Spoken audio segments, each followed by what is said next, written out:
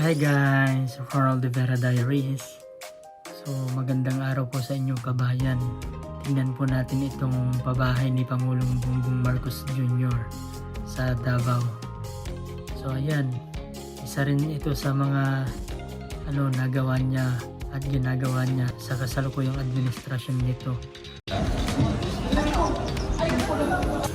Ngayon, sino papasok po sa... Tinitignan ng planning ng mga nagpaplano kung maglalagay pa ng eskwela, baka pwede na lahat ng pinuntahan namin may bata eh. So baka kailangan ng eskwela, basta kasi ang ginagawa natin ngayon, hindi lang tayo gumagawa ng bahay, gumagawa tayo ng community na kumpleto na lahat. Dahil mahirap tirahan kung wala naman pupuntahan yung mga bata, walang malapit na palengke, hindi malapit sa trabaho.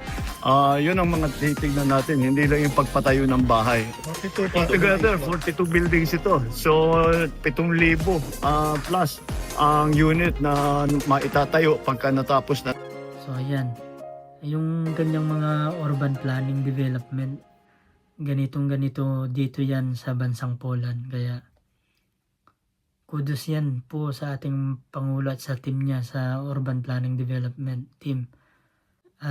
One-stop location, one-stop market, one-stop development institution establishment, ika nga. Isang condominium yan na compound, tapos typical na meron din sa Metro Manila, pero however sa mga tulad niyan ng ibang region sa bansang Pilipinas ay merong ganyan na mga pagpaplano. Kaya maganda yan, less hassle, accessibility, tapos intact pagdating sa pangangailangan ng isang community. So magandang plano yan mga kabayan. Salute to you PBBM. Mabuhay ka. Philippines from my heart. See you next one guys. Bye bye.